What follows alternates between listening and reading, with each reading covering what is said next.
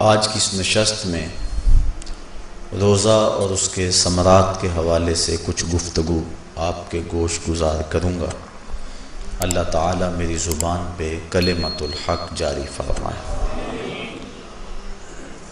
قرآن مجید سے جو آیت نور میں نے آپ کے سامنے تلاوت کرنے کا شرف حاصل کیا، اس میں اللہ تعالیٰ جل شانہ نے ارشاد فرمایا، اے ایمان والو، تمہارے اوپر روزے فرض کر دیے گئے جس طرح تم سے پہلوں پہ فرض کیے گئے تھے تاکہ تمہیں تقوی ملے۔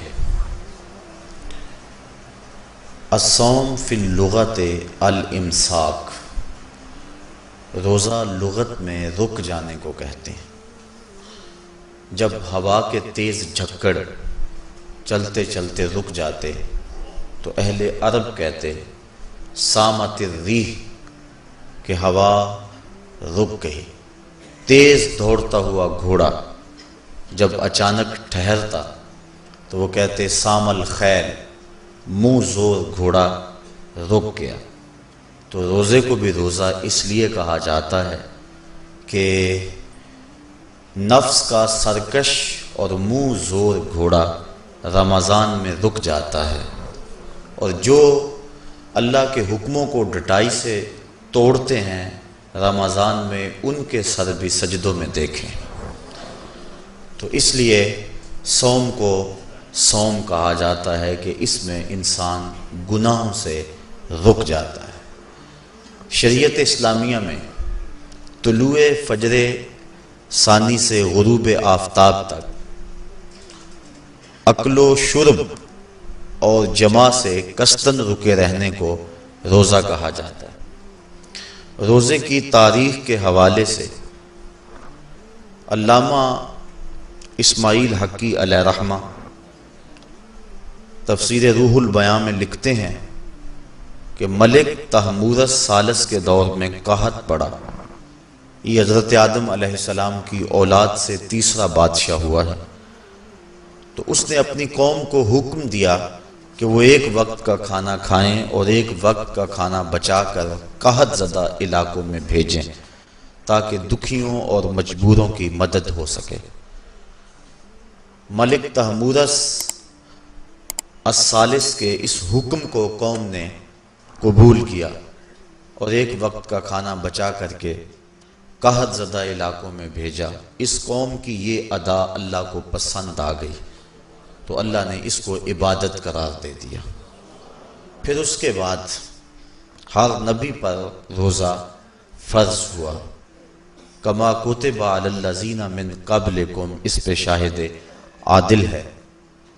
حضور علیہ السلام فرضیت روزہ سے قبل ایام 20 کے روزے رکھا کرتے تھے۔ ہر ماہ کی 13، 14 اور 15 تاریخ کو قمری تقویم کے حساب سے جو روزے رکھے جاتے ہیں ان کو ایام 20 کے روزے کہا جاتا ہے۔ لیکن اس کے بعد پھر عاشورہ کا روزہ حضور نے معمول بنایا، اور اس کو کسی صورت بھی حضور اور صحابہ ترک نہیں کرتے تھے۔ فصام رسول اللہ وامر بصیامہ، حضور نے خود بھی روزہ رکھا اور صحابہ کو بھی حکم دیا کہ یہ روزہ رکھیں۔ لیکن جب سن 2 ہجری کو واقعہ بدر سے ایک مہینہ قبل 17 شعبان المعظم کو جب روزہ فرض کیا گیا تو پھر حکم دے دیا گیا۔ حضرت عائشہ صدیقہ رضی اللہ تعالی عنہا سے روایت ہے کہ فرمایا، اب جس کا جی چاہے عاشورے کا روزہ رکھے اور جس کا جی چاہے ترک کر دے، لیکن اس سے قبل وہ روزہ رکھنا امت پر ضروری تھا۔ اب ایام معدودہ یعنی گنتی کے دن، اور وہ 29 یا 30 دن ہیں، ان کے روزے امت پر فرض کر دیے گئے۔ سن 2 ہجری میں روزہ فرض ہوا۔ حضور نے 11 ہجری کو رمضان سے قبل ہی ربیع الاول شریف کے مہینے میں انتقال فرمایا۔ اس طرح حضور علیہ السلام کی زندگی میں کل 9 رمضان آئے، 2 ہجری کو شامل کر کے 9 رمضان زندگی میں کل آئے۔ جس میں 2 رمضان 30 کے تھے اور باقی 7 رمضان 29 کے تھے۔ اور یہ بات ذہن میں رہے کہ روزے 29 ہوں یا 30 ہوں، اللہ ثواب 30 کا ہی عطا فرماتا۔ جس طرح کوئی شخص بھول کر کھا لے تو حدیث میں آتا ہے اس کو اللہ نے کھلایا، اس کو اللہ نے پلایا، تو وہ اس نے کھا بھی لیا، اس نے پی بھی لیا، لیکن اس کا روزہ بھی باقی رہا۔ اس طرح اگر چاند 29 پہ نظر آ جائے تو ثواب اللہ 30 کا ہی عطا فرماتا ہے۔ یہ اس کی کرم نوازی ہے اپنے بندوں پہ۔ تو روزہ ڈھال ہے اور جہنم سے آزادی کا ایک اہم ذریعہ ہے۔ روزہ اللہ اور بندے کے مابین ایک راز ہے۔ روزہ نور ہے، ضیاء اور روشنی ہے، اور آقا کریم صلی اللہ علیہ وآلہ وسلم نے روزے کی فضیلت بیان کرتے ہوئے ارشاد فرمایا کہ ہر شے کی کوئی زکوٰۃ ہوتی ہے، انسان کے جسم کی زکوٰۃ روزہ ہے۔ اگر روزہ رکھے گا تو جسم زکوٰۃ ادا کرے گا۔ جس طرح زکوٰۃ سے مال پاک ہوتا ہے، روزے سے جسم پاک ہو جاتا ہے۔ اور روزہ ویسے بھی انسان کے لیے شفا کا پیام ہے۔ فرمایا کہ سحری کھایا کرو، چونکہ سحری کے کھانے کے اندر بھی اللہ نے برکت رکھی ہے۔ تو یہ ماہ سیام اپنے دامن میں برکتیں لے کر، رحمتیں لے کر نازل ہوتا ہے۔ اس کا پہلا حصہ رحمت، درمیانی حصہ مغفرت، اور آخری حصہ جہنم سے آزادی کا مجدہ جاں فضا ہے۔ حدیث میں آتا ہے کہ اللہ نے میری امت کو رمضان المبارک کے روزے کے حوالے سے 5 چیزیں ایسی عطا کی ہیں جو اس سے قبل کسی امت کو نصیب نہیں ہوئی۔ ایک تو یہ کہ رمضان المبارک کے اندر روزہ رکھنے والے کے معدے سے جو بو نکلتی ہے، اللہ کو وہ مشک سے زیادہ محبوب ہے۔ دوسری بات کہ جب ماہ سیام آتا ہے تو شیاطین کو جکڑ دیا جاتا ہے۔ تیسری بات کہ روزے دار جب تک روزے میں رہتا ہے، فرشتے اس کے لیے مغفرت کی دعائیں کرتے رہتے ہیں۔ اور چوتھی بات، جب ماہ سیام کی آخری رات آتی ہے تو اس کے سارے گناہوں کو بخش دیا جاتا ہے اور اس کو جہنم سے آزادی کا پروانہ مل جاتا ہے۔ بلکہ ایک صحابی نے حضور سے عرض کی کہ آقا کریم، جو یہ جہنم سے آزادی کا پروانہ مومن کو ملتا ہے تو کیا یہ لیلۃ القدر کی رات ہے؟ تو آقا کریم نے فرمایا نہیں، جب مزدور اپنی مزدوری مکمل کرتا ہے، جب اس کی دہاڑی پوری ہو جاتی ہے تو پھر اس کو اس کا مالک کچھ دیتا ہے، تو یہ جو اس کو بخشش اور مغفرت کا مجدہ جاں فضا دیا جاتا ہے، یہ اس کی مزدوری ہے۔ اور فرمایا کہ جو لیلۃ القدر کی برکتیں اس کو حاصل ہوتی ہیں، یہ اس کے علاوہ ہیں۔ اور یہ اللہ تعالیٰ جل شانہ نے خاص کرم نوازی فرمائی بندہ مومن پر کہ اس کو یہ بابرکت رات عطا فرمائی۔ اور 5ویں فضیلت جو اس کو دی گئی، روزہ دار کو اور حضور سے قبل جو امتوں میں لوگ روزے رکھتے تھے، یہ فضیلتیں ان کو نہیں عطا کی گئی۔ جنت کو پورا مومن کے لیے آراستہ و پیراستہ کیا جاتا ہے۔ حضرت ابو ہریرہ رضی اللہ تعالی عنہ سے ایک روایت مروی ہے جس کو امام بخاری اور امام مسلم نے روایت کیا کہ آقا کریم علیہ السلام نے ارشاد فرمایا، قال اللہ عز و جل، اللہ جل شانہ ارشاد فرماتا ہے، کل عمل ابن آدم لہو، ابن آدم کا ہر عمل اسی کے لیے ہے، الا الصوم فانہ لی، ہاں مگر روزہ ہے جو وہ میرے لیے رکھتا ہے، وانا اجزی بہ، اور اس کی جزا میں اسے دوں گا، والصیام جنۃ، اور سیام روزہ ڈھال ہے، فاذا کان یوم صوم احدکم فلا یرفث ولا یسخب، فَإِن صَابَّهُ أَحَدٌ أَوْ قَاتَلَهُ فَلْيَقُلْ إِنِّي صَائِمٌ إِنِّي صَائِمٌ وَالَّذِي نَفْسُ مُحَمَّدٍ بِيَدِهِ لَخُلُوفُ فَمِ الصَّائِمِ أَطْيَبُ عِندَ اللَّهِ مِن رِّيحِ الْمِسْكِ لِلصَّائِمِ فَرْحَتَانِ यफ़राहुहुमा इज़ा अफ़तरा फ़ारिहा बिफ़ित्रिही व इज़ा लक़िया रब्बहु फ़ारिहा बिसौमिही। तो फरमाया कि जब कोई शख्स रोज़ा रखता है तो उसका ये अमल अल्लाह के लिए है और अल्लाह ताला उसकी जज़ा देगा। रोज़ा ढाल है, जब कोई शख्स रोज़ा रखे तो वो उसके अंदर कोई अल्लाह की नाफरमानी ना करे, यहाँ तक कि अगर उसको कोई शख्स गाली भी दे तो वो ये कहे कि मेरा रोज़ा है, मैं साइम हूँ, मैंने रोज़ा रखा हुआ है, ये कह के लड़ने वाले को, उलझने वाले को टाल दे। हुजूर ने इरशाद फरमाया, मुझे कसम है उस रब की जिसके कब्ज़े में मोहम्मद की जान है, कि रोज़ादार के मैदे से जो बू निकलती है अल्लाह को वो मिस्क यानी कस्तूरी की खुशबू से ज़्यादा महबूब है। और रोज़ादार के लिए दो खुशियाँ हैं, एक खुशी उसको उस वक्त मिलती है जब वो रोज़ा इफ्तार करता है, और दूसरी खुशी उसको उस वक्त मिलती है जब इस रोज़े के सिले में उसे अपने रब का दीदार नसीब होगा।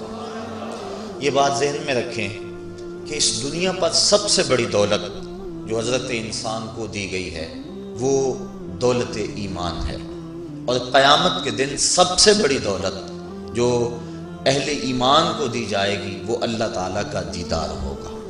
जन्नत के हूर व कसूर, जन्नत के महल्लात, जन्नत की आली नस नेमतें, दुनिया की कोई दौलत और दुनिया की कोई नेमत जन्नत की किसी नेमत का मुकाबला नहीं कर सकती। लेकिन जन्नत वाले जन्नत में जाकर जिस नेमत को सबसे बड़ा समझेंगे, और वो होगी भी हकीकत में सबसे बड़ी नेमत, ऐसी नेमत कि उस नेमत के मिलने पे बाकी सारी नेमतों को भूल जाएंगे, वो ये है कि रब अपने रुखे करम से पर्दा हटा देगा और उनको अपना दीदार अता फरमा देगा। तो ये सबसे बड़ी दौलत जो मोमिन को आखिरत में नसीब होगी, ये रोज़े के सिले में नसीब होगी। ये रोज़े का वो समर है, ये रोज़े का वो फल है जो अल्लाह अहले ईमान को क़यामत के दिन अता फरमाएगा। आजज़ी बिही का माना है कि इसकी मैं जज़ा दूंगा। एक रिवायत में आता है कि जो आमाल हैं वो 7 तरह के हैं। 2 आमाल ऐसे हैं कि जो वाजिब करते हैं, 2 आमाल ऐसे हैं कि जिनकी जज़ा उनकी मिस्ल है, और एक अमल ऐसा है कि जिसकी जज़ा 10 गुना है, और एक अमल ऐसा है कि जिसकी जज़ा 700 गुना है, और एक अमल ऐसा है जिसकी जज़ा बेहिसाब है। फरमाया कि वो 2 अमल जो वाजिब करते हैं वो ये कि अगर किसी शख्स ने अल्लाह की इबादत की और उसके साथ किसी को शरीक न ठहराया तो वो जन्नत को ये आमाल वाजिब कर देते हैं, यानी उसको जन्नत का मिलना लाजिम है, ज़रूरी है, वाजिब है उसके लिए। और दूसरा वो शख्स जिसने अपने रब के हुक्मों को तोड़ा, यहाँ तक कि उसके साथ किसी को शरीक ठहराया, उसके ऊपर जहन्नम वाजिब है। और 2 वो अमल जिनकी जज़ा उनकी मिसल मिलेगी, एक वो गुनाह जो उसने किया तो उसकी सज़ा उसकी मिसल दी जाएगी, और दूसरी वो नेकी जो उसने की नहीं है लेकिन उसका अज़्म किया था तो उसको भी एक नेकी का सवाब दे दिया जाए। एक अमल वो है जिसके बदले के अंदर 10 गुना उसको अजर दिया जाता है, और फरमाया इससे उसके नेक आमाल मुराद हैं। और फरमाया कि जो उसका छठा अमल है वो ऐसा है जिसके बदले के अंदर उसको 700 गुना अजर दिया जाता है, और वो राह खुदा में उसका सदका करना है। और फरमाया एक अमल ऐसा है जिसकी जज़ा का दुनिया पर कोई हिसाब ही नहीं है, और वो बंदे का अल्लाह के हुजूर अपने रोज़े के साथ पेश होना है। तो रोज़ा एक ऐसा अमल है कि जिसकी जज़ा का कोई हिसाब ही नहीं है। तो ये अल्लाह के इल्म में है कि वो अपने बंदे को कितनी उसकी जज़ा और कितना उसका सिला अता फरमा देता है। तो ये अजर है नेकी का। और आका करीम अलैहिस्सलाम ने इरशाद फरमाया, रोज़ा ढाल है और जहन्नम से बचने का एक मजबूत कला है। रोज़े के मिन जुमला समरात में से एक समरा मर्तबा एहसान का हासिल होना। मर्तबा एहसान क्या है? इस पे हदीसे جبریل میں آپ کے سامنے رکھنا چاہوں گا، جس کو امام بخاری نے اور دیگر ائمہ احادیث نے ذکر کیا ہے۔ مسجد نبوی کا ماحول تھا، مدینہ شریف کی فضائیں تھیں، صحابہ حضور کی صحبت میں جلوہ فراز تھے، نور بٹ رہا تھا، اجالے اتر رہے تھے، صحابہ کے من روشنی سے مالا مال تھے کہ حضرت عمر فاروق رضی اللہ تعالی عنہ فرماتے ہیں کہ ایک شخص آیا جس کی گھنی سیاہ داڑھی تھی اور اس کا سفید لباس تھا، ہم میں سے اسے کوئی جانتا بھی نہیں تھا، لیکن اپنے وجود کی تر و تازگی کی وجہ سے وہ مسافر بھی دکھائی نہیں دیتا تھا، کیونکہ مسافر ہوتا تو آثار سفر اس کے بدن سے ظاہر ہوتے، لگتا تھا جس طرح یہی کسی گلی سے نکل کے آیا ہے، لیکن چونکہ وہ وہاں کا رہنے والا نہیں تھا، ہم میں سے اسے کوئی پہچانتا بھی نہیں تھا۔ اب وہ حضور کی خدمت میں آیا، فَأَسْنَدَ رُكْبَتَيْهِ إِلَىٰ رُكْبَتَيْهِ، اور اپنے گھٹنوں کو جوڑ کر حضور کے گھٹنوں کے ساتھ ملا کر بیٹھ گیا، اور حضور علیہ السلام سے عرض کرتا ہے کہ حضور مجھے خبر دیجئے کہ ایمان کیا ہے۔ حضور نے ارشاد فرمایا ایمان یہ ہے کہ تو اللہ پر ایمان لائے، اس کے رسول پر ایمان لائے، پچھلی کتابوں پہ ایمان لائے، اچھی بری تقدیر پہ ایمان لائے، فرشتوں پہ ایمان لائے۔ بتایا حضور نے تو اس نے کہا صدقتا، آپ نے سچ کہا۔ کہتے ہیں ہمیں بڑا تعجب ہوا کہ خود ہی سوال کرتا ہے اور خود ہی تائید کر دیتا ہے۔ پھر کہنے لگا اسلام کیا ہے؟ تو حضور علیہ السلام نے فرمایا اسلام یہ ہے کہ تو نماز پڑھے، روزہ رکھے، حج کرے، زکوٰۃ ادا کرے، اراکین اسلام اس کو بیان کیے۔ کہنے لگا آپ نے سچ کہا۔ کہتے ہیں ہمیں پھر تعجب ہوا کہ خود ہی ایک بات کہہ رہا ہے اور خود ہی پھر اس کی تصدیق کر رہا ہے۔ کہتے ہیں پھر وہ پوچھتا ہے مل احسان، حضور احسان کیا ہے؟ تو حضور علیہ السلام نے جواباً فرمایا ان تعبد ربک کأنک تراہ، احسان یہ ہے کہ تو اللہ کی عبادت اس طرح کرے کہ گویا تو اسے دیکھ رہا ہے، اور اگر یہ کیفیت تجھے نصیب نہیں ہوتی تو کم از کم یہ کیفیت نصیب ہو جائے کہ وہ تجھے دیکھ رہا۔ تو وہ کہنے لگا ہاں آپ نے سچ کہا۔ پھر اس کے بعد اس نے قیامت کی کچھ نشانیوں کے بارے میں سوال کیا، تو حضور علیہ السلام نے جواب مرحمت فرمائے۔ جب وہ شخص اٹھ کے چلا گیا تو حضور نے فرمایا عمر جانتے تھے یہ شخص کون ہے؟ کہا اللہ و رسولہ عالم، اللہ اس کا رسول خوب جانتا ہے۔ فرمایا ھذا جبریل، یہ جبریل امین تھا اور تمہیں تمہارا سکھانے کے لیے آیا تھا۔ جبریل نے جب امت کو دین سکھایا تو سب سے پہلے یہ بات سکھائی کہ حضور کی چوکھٹ میں بیٹھنے کا ادب کیا ہے۔ دونوں گھٹنے بچھا کر وہ اس طرح حضور کی چوکھٹ میں ادب کے ساتھ بیٹھا، اور اس کے بعد حضور سے اس نے سوالات کیے۔ تو فرمایا یہ جبریل امین تھے جو تمہیں تمہارا دین سکھانے کے لیے آئے تھے۔ تو جبریل امین نے جو دین سکھایا، جو چیزیں پوچھی وہ تین چیزیں تھیں، ایمان کیا ہے، اسلام کیا ہے اور احسان کیا ہے۔ تو احسان تیسری چیز ہے جس کو ہم اپنی زبان کے اندر تصوف کہتے ہیں، جس کو ہم طریقت کا نام دیتے ہیں، تو اس کو درجہ احسان یا مرتبہ احسان کہا جاتا ہے، اور یہ دین کی روح ہے۔ جو لوگ طریقت کا انکار کرتے ہیں وہ دین کی روح کا انکار کرتے ہیں۔ تو حضور علیہ السلام نے جو طریقت بیان فرمائی وہ یہ تھی کہ اللہ کی عبادت تو اس طرح کرے کہ جس طرح تو اسے دیکھتا ہے۔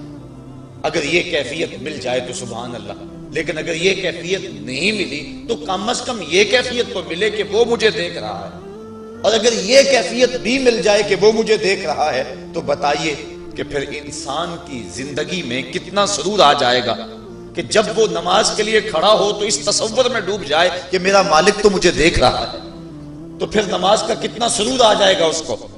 اور جب وہ کوئی اور نیک عمل کر رہا ہو تو اس تصور میں ڈوب جائے کہ میرا مالک میرے اوپر نگاہ لطف فرما رہا ہے، تو پھر اس کی کیفیت کا عالم کیا ہوگا۔ تو پہلی کیفیت کہ تو اسے دیکھ رہا ہے۔ حضرت علی المرتضیٰ رضی اللہ تعالی عنہ سے کسی نے پوچھا جس رب کی عبادت کرتے ہو کیا اس کو کبھی دیکھا بھی ہے؟ تو حضرت علی المرتضیٰ نے جواباً کہا لم اعبد ربا لم اراہ، اے صاحب کبھی کبھی کی بات کیا کرتا ہے، علی تو اتنی دیر تک سجدے سے سر ہی نہیں اٹھاتا جب تک اس کے جمال جہاں آرا سے فیض یاب نہیں ہو جاتا۔ حضرت داتا گنج بخش علی حجویری علیہ رحمہ کشف المعجوب کے اندر ایک حدیث نقل کرتے ہیں کہ حضور علیہ السلام نے ارشاد فرمایا کہ فاقہ کشی اختیار کرو اور بھوک اور پیاس برداشت کرو، ممکن ہے کہ اس دنیا کے اندر تم اپنے دل کی آنکھوں سے اپنے رب کا مشاہدہ کرو۔ تو یہ جو مرتبہ احسان ہے، جو مومن کا مقصود ہے، وہ اس کو حاصل ہوگا روزہ رکھنے سے۔ اور اگر چلو کسی روزہ دار کو یہ کیفیت نہ ملے کہ وہ اپنے رب کے جمال جہاں آرا کو دیکھ لے، اس کے جلووں کو دیکھ لے، اس کے دیدار کی دولت سے مالا مال ہو جائے، اس کا دل اس کی محبت میں ایسا ڈوبے کہ وہ جدھر دیکھے اسی کے جلووں کو ہی دیکھتا چلا جائے، اگر روزہ دار کو ایسی دولت نہ بھی نصیب ہو تو کم از کم روزہ دار کو یہ دولت تو ضرور ملے گی کہ وہ اس احساس میں ڈوب جائے گا کہ میرا رب مجھے دیکھ رہا ہے۔ گناہگار سے گناہگار شخص بھی کڑکتی ہوئی دوپہر میں ٹھنڈا پانی دستیاب ہونے کے باوجود ایک گھونٹ بھی حلق سے نیچے نہیں اتارتا، کیوں؟ اس لیے کہ میرا مالک تو مجھے دیکھ رہا ہے۔ تو یہ احساس اس کو آیا کہ نہ آیا؟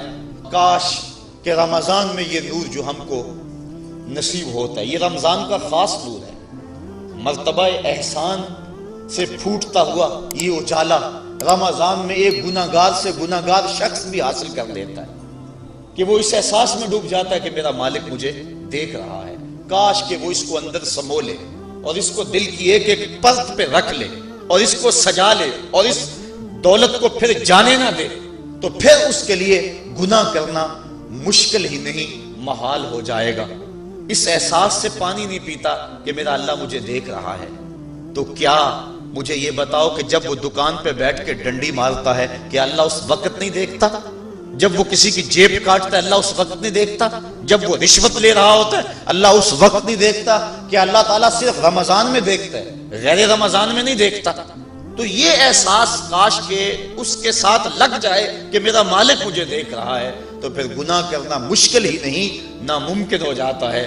ساتویں کوٹھڑی میں جب سارے دروازے بند کر کے بت کے اوپر موٹا کپڑا ڈال کے زلیخا بولی ہے طلق یوسف اب آ جاؤ نا، اب تو کوئی نہیں دیکھ رہا ہے، تو یہی احساس تھا جس نے روشنی دی۔ قال معاذ اللہ، کہا اللہ کی پناہ، تو اپنے معبود سے موٹی چادر ڈال کر چھپ گئی، لیکن میرا خدا تو ساتویں کوٹھڑی میں بھی دیکھ رہا ہے۔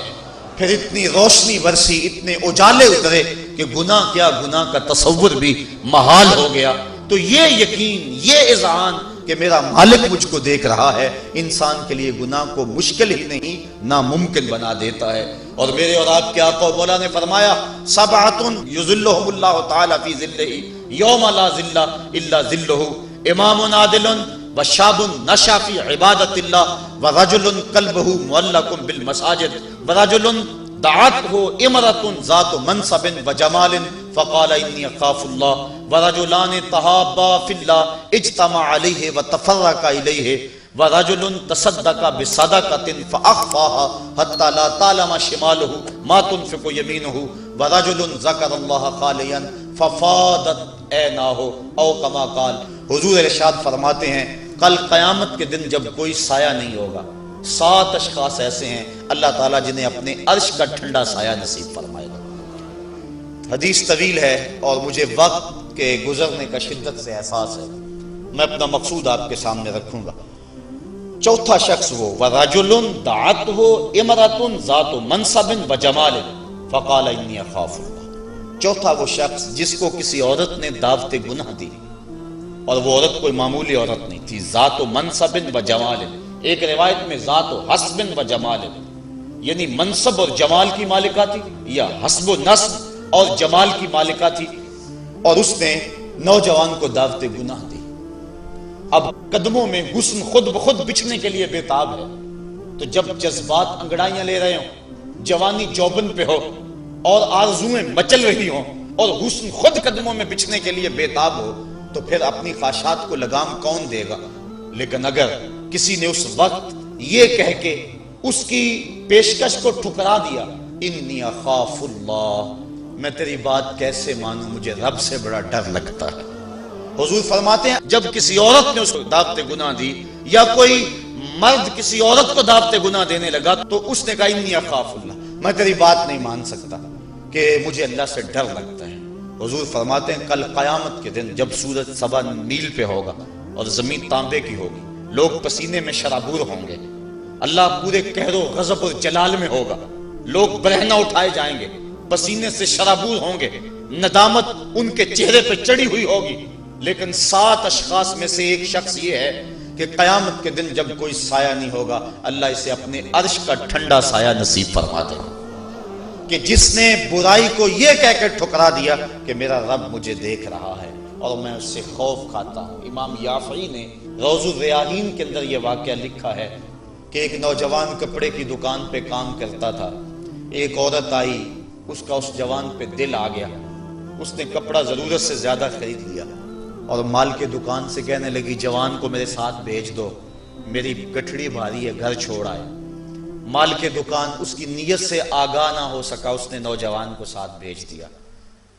جب وہ اس کو گھر لے گئی، اندر داخل کر کے دروازہ بند کر لیا اور دعوت گناہ دینے لگی۔ اس نوجوان نے کہا انی اخاف اللہ، میں اللہ سے ڈرتا ہوں، لیکن وہ ڈرتا تھا، وہ تو نہیں ڈرتی تھی۔ اس نے ہر قسم کا ڈورا پھینکا، ہر جتن کیا، ہر ہیلا آزمایا، لیکن وہ نوجوان قابو نہ چڑھا، چونکہ وہ صرف حسین ہی نہیں اللہ کا ولی بھی تھا، صرف اس کا چہرہ ہی روشن نہیں تھا، اس کے من میں بھی اجالے تھے، اور اس نے بڑی کوشش کی لیکن نور کو رسیوں میں جکڑا تو نہیں جا سکتا۔ خیر اس نوجوان کے دل میں آیا کہ یہ شیطان کا خطرناک روپ ہے، کہیں ایسا نہ ہو کہ میں اس کے پنجے میں پھنس جاؤں۔ اس نے ایک بہانہ کیا اور باتھ روم میں چلا گیا، جو پخانہ کیا اس کو اپنے بدن پہ مل لیا اور اسی حالت میں باہر آ گیا۔ جب اس عورت نے دیکھا اس کا نشہ حرن ہو گیا، دروازہ کھول دیا، اس نے کہا یہ تو کوئی مجنون ہے، یہ تو کوئی پاگل ہے۔ اس نے دل ہی دل میں اللہ کا شکر ادا کیا کہ میرا بدن گندا ہو گیا، میرا من تو ستھرا رہا۔ کائنات کا سب سے حسین چہرہ وہ ہے جو جنسی کالک سے محفوظ ہو۔ تو وہ باہر گیا اور باہر ایک چشمہ ابل رہا تھا، وہاں جا کے اس نے غسل کیا۔ امام یافعی لکھتے ہیں جب تک وہ زندہ رہا اس کے جسم سے مشک و عنبر کی خوشبو آیا کرتی تھی، اور جب وہ مر گیا لوگوں نے اس کو دفن کر دیا، یہ خوشبو اس کی قبر کی مٹی سے بھی آیا کرتی تھی۔ تو جو اللہ سے ڈرا کہ میرا مالک مجھے دیکھ رہا ہے، تو اللہ تعالیٰ اس کی کیسی ناز برداریاں فرماتا ہے، اس کے اوپر کتنے کرم اس کے اترتے ہیں۔ تو کہا کہ وہ شخص جس نے اللہ سے ڈر کر گناہ کو چھوڑا، کل قیامت کے دن جب کوئی سایہ نہیں ہوگا، اللہ اسے اپنے عرش کا ٹھنڈا سایہ نصیب فرما دے گا۔ تو یہ رمضان کا فیض ہے کہ انسان بے شمار گناہوں کے باوجود بھی تڑپتی کڑکتی دوپہر کے اندر بھی ٹھنڈا پانی اپنے منہ کے قریب بھی نہیں لاتا، وضو کرتے ہوئے بھی احتیاط کرتا ہے، غسل کرتے ہوئے بھی احتیاط کرتا ہے کہ کوئی قطرہ حلق سے نیچے اتر نہ جائے، اس احساس میں کہ میرا رب مجھے دیکھ رہا ہے۔ یار روزے کا اور کیا ثمرہ چاہیے کہ وہ جو دولت صوفیاء نے زندگیاں کھپا دی، جس دولت کو حاصل کرنے کے لیے، مرتبہ احسان کو پانے کے لیے روزے دار نے سحری کھائی، ابھی جو ہے وہ سحری کا وقت ختم ہوا تھا کہ یہ احساس اس کے ساتھ لگ گیا، اور وہ تنہائی کے اندر بھی اللہ سے ڈرتا ہے اور کھانے پینے سے باز رہتا ہے، اس تصور کے ساتھ کہ میرا مالک مجھے دیکھ رہا ہے۔ روزے کا ایک ثمر اور ایک پھل یہ ہے کہ بندے کو تقوی کا نور نصیب ہوتا ہے، اور اللہ تعالیٰ نے یہاں قرآن مجید کے اندر جہاں روزے کی فرضیت کا ارشاد فرمایا، وہاں ساتھ یہ بات فرمائی کہ اس لیے تمہارے اوپر روزہ فرض کیا گیا ہے تاکہ تم متقی بن جاؤ۔ یہ مقصد روزہ ہے، اللہ یہ چاہتا ہے، ورنہ اس کو کیا ضرورت ہے کہ بندے کو بھوکا اور پیاسا رکھے، وہ تو چاہتا ہے کہ یہ برائیوں سے باز آ جائے۔ بلکہ بخاری شریف کی حدیث ہے، حضور علیہ السلام نے ارشاد فرمایا من لم یدع قول الزور والعمل به فلیس للہ حاجۃ فی ان یدع طعامہ وشرابہ، جو شخص جھوٹ اور جھوٹے کام نہیں چھوڑتا، اللہ کو اس کے بھوکا اور پیاسا رہنے کی کوئی ضرورت نہیں ہے۔ اللہ نہیں چاہتا کہ وہ بھوک اور پیاس کی مشقت گوارا کرے، اس کا تو مقصود یہ ہے کہ اس کے دل کے اندر اس کی خشیت پیدا ہو جائے، اسی لیے اس نے روزہ ہمارے اوپر فرض کیا ہے، ورنہ وہ کیسے چاہتا ہے کہ میرا بندہ بھوکا رہے؟ ایک ماں نہیں چاہتی کہ میرا بیٹا بھوکا رہے، اور جو 70 ماؤں سے زیادہ پیار کرتا ہے اس نے کیسے چاہ لیا کہ میرا بندہ بھوکا رہے؟ ماں کے پیار کو دنیا کے کسی ترازو پہ نہیں تولا جا سکتا. اور جو مالک ہے، ماں کو اتنا پیار بیٹے سے کس لیے ہے؟ اس لیے کہ اس نے بیٹے کو جنم دیا. جس نے جنم دیا اس کو اتنا پیار ہے تو جس نے تخلیق کیا اس کو کتنا پیار ہوگا. تو ماں نہیں چاہتی میرا بیٹا بھوکا رہے، تو مالک نے کیسے چاہ لیا؟ چلو آؤ پھر ماں کی گود میں آ جائے. ماں بیٹے کی آنکھ میں ایک آنسو بھی گوارا نہیں کرتی تھی. بیٹا ہو گیا بیمار، ماں لے گی ڈاکٹر کے پاس. اس نے جو دوا تجویز کی وہ کڑوی تھی. ماں نے زبردستی لٹا لیا. بیٹا پیتا نہیں، ماں نے منہ کھولا اور کڑوے سیرپ کے قطرے اس کے حلق میں ٹپکا رہی ہے. بچہ چیختا ہے، لیکن جو وہ سیرپ کے قطرے حلق سے نیچے اترتے چلے جاتے ہیں، ماں کو قرار آتا جاتا ہے، اس کو طمانینت ملتی جاتی ہے. ماں کیا صفاق ہو گئی؟ نہیں. اس کا پیار چھن گیا؟ نہیں. اس کی ممتا رخصت ہو گئی؟ نہیں. وہ تو بیٹے کی آنکھ میں ایک آنسو بھی گوارا نہیں کرتی تھی، اور اب تڑپتا ہوا بیٹا، لیکن ماں کے چہرے پہ طمانینت کا نور ہے. اصل بات یہ ہے کہ ماں جانتی ہے، بیٹا نہیں جانتا. ماں جانتی ہے چند لمحوں کی تکلیف ہے، نتیجہ شفا کی صورت میں برآمد ہوگا. اس لیے ماں کی نظر اس تڑپنے پہ نہیں ہے، ماں کی نظر اس نتیجے پہ ہے. مالک جو 70 ماں سے زیادہ پیار کرتا ہے وہ بھی نہیں چاہتا کہ میرا بندہ بھوکا اور پیاسا رہے، لیکن مالک کہتا ہے اس کے باوجود تو بھوکا اور پیاسا رہے گا. کیوں؟ لعلکم تتقون، میرے بندے تجھے تقوی کی بہاریں نصیب ہوں گی. تیرے من کو روشنی اور تیرے من کو اجالا نصیب ہو جائے گا. تو یہ تقوی نصیب ہوتا ہے روزے سے. چونکہ یہ بات ذہن میں رکھیں، ہمارے 2 دشمن ہیں جو ہمیں نیکی کے راستے سے روک رہے ہیں. بات لمبی ہو رہی ہے، اختصار کر رہا ہوں. ہمارے 2 دشمن ہیں جو ہر وقت ہمارے ساتھ لگے ہوئے، ایک شیطان اور دوسرا نفس. جو شیطان ہے وہ بڑا دشمن ہے یا نفس بڑا دشمن ہے؟ تو آپ اس بات پہ کسی دلیل کی ضرورت نہیں، آپ سب کہہ رہے ہیں کہ نفس. اور سادی سی بات ہے کہ شیطان آدمی کو بہکاتا ہے، لیکن شیطان جب خود بہکا، اس نے انکار سجدہ کیا، اس وقت کوئی دوسرا شیطان تو تھا نہیں. تو شیطان کو شیطان بنانے والا نفس ہے. تو یہ نفس شیطان سے بھی بڑا دشمن ہے. اکیلی جان 2 دشمنوں کے نرغے میں. لیکن جب ماہ سیام آیا، سلسلۃ الشیاطین، حدیث میں آتا ہے شیاطین جکڑ دیے گئے. 2 دشمنوں میں ایک دشمن ہمارے جکڑ دیے گئے. اب ایک دشمن ہمارا باقی ہے، نفس. اب نفس کا مقابلہ کر لیں گے تو شیطان چھٹ کر ہمارا کچھ نہیں کر سکے گا. لیکن اگر ہم نے اس موسم کے اندر اپنے نفس کا مقابلہ نہ کیا تو پھر ہم جو ہے وہ اس نفس کی شامت سے شیطان کے ہتھے بھی چڑھ جائیں گے. اب نفس کی تربیت کیسے کریں؟ اس کی تربیت بھی روزے سے ہوتی ہے. آپ کہیں گے وہ کیسے؟ تو شیخ فرید الدین عطار کا قول سناتا ہوں. شیخ فرید الدین عطار کون شخص ہے؟ کسی معمولی شخص کا نام شیخ فرید الدین عطار نہیں ہے. علامہ اقبال کے روحانی پیشوا، جن کو وہ مرشد رومی کہتے ہیں اور اپنے آپ کو مرید ہندی کہتے ہیں. اور یہ بات ذہن میں رکھیں کہ اقبال نے رومی کو ویسے پیر نہیں مان لیا، بڑا چن کے پیر تلاش کیا اقبال نے. بلکہ جب پیر 2 ہوں اور دونوں ہی بڑے قابل ہوں اور مرید کے لیے مصیبت بن جائے کہ ادھر جاؤں کدھر جاؤں، امتحان تو اس وقت ہوتا ہے. اب اقبال کے لیے جو ہے وہ 2 چیزیں تھیں، ایک راضی اور ایک رومی. اقبال کہتا تھا میں رومی کو پیر مانوں یا راضی کو پیر مانوں. چونکہ راضی استدلال کا شہنشاہ ہے اور اقبال فلسفے کا امام ہے. فلسفی کا مزاج یہی چاہتا ہے کہ جو استدلال کا بادشاہ ہو اس کو اپنا شیخ مانا جائے. لیکن جو رومی ہے وہ دل کا شہنشاہ ہے.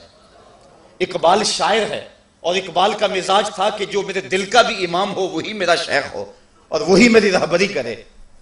تو اقبال جو ہے وہ الجھا رہا اس معاملے میں، کیا کروں؟ وہ خود کہتا ہے اسی کشمکش میں گزری میری زندگی کی راتیں، کبھی سوز و ساز رومی، کبھی پیچ و تاب راضی. کبھی رومی کا سوز و ساز مجھے پسند آتا تھا، کبھی راضی کا جو ہے وہ مجھے پیچ و تاب پسند آتا تھا. پھر اقبال نے زندگی کی کئی بہاریں مرشد کے انتخاب کے اندر گزار دیں کہ میں رومی کے ہاتھ پہ بیعت کروں یا راضی کے ہاتھ پہ بیعت کروں. پھر ایک وقت آیا کہ اقبال نے خود کہا نئے مہرہ باقی ہے نئے مہرہ بازی، جیتا ہے رومی ہارا ہے راضی. وہ کہتا ہے رومی جیت گیا اور راضی ہار گیا. پھر اس نے رومی کو اپنا شیخ اور مقتدا مانا. اقبال جس کو اپنا مقتدا مانتا ہے، جس کو اپنا امام مانتا ہے، اب اس رومی کی سنیے. وہ کہتے ہیں ہفت شہر عشق را عطار گشت، ما ہنوز اندر خمیں یک کوچہ ہم. عشق کے 7 شہر حضرت شیخ فرید الدین عطار گھوم چکے ہیں، ہم پہلے شہر کی پہلی گلی کے کونے پہ کھڑے ہیں. یہ رومی کہہ رہے ہیں جس کو اقبال نے بڑی چھان پھٹک کے بعد اپنا پیر مانا ہے، وہ فرید الدین عطار جو معرفت کا امام ہے اور اللہ کے رازوں کا امین ہے۔ حضرت شیخ فرید الدین عطار فرماتے ہیں، نفس نتواں کشت الا باسے چیز بات گوئم یادگیرش اے عزیز۔ کہا نفس نہیں مرتا، لیکن 3 اسلحے ہیں، اگر تیرے پاس ہوں تو تو نفس پر قابو پالے گا۔ وہ 3 اسلحے کون سے ہیں؟ کہا خنجر خاموشیو شمشیر جو نیزائے تنہائیو ترک ہجو۔ ایک خاموشی کا خنجر، ایک بھوک کی تلوار اور ایک تنہائی کا نیزہ۔ اگر یہ 3 اسلحے تیرے پاس ہیں تو نفس پہ ٹوٹ پڑے نسلوں کو لے کر، تو تیرا نفس تیرے قابو میں آئے گا۔ اس کے علاوہ کوئی اور ذریعہ نہیں ہے اس نفس کو قابو کرنے کا۔ حضرت باہو جیسے بھی بول پڑے، باج فقیراں کسے نہیں ماریا، باہو ظالم چور اندر داہو۔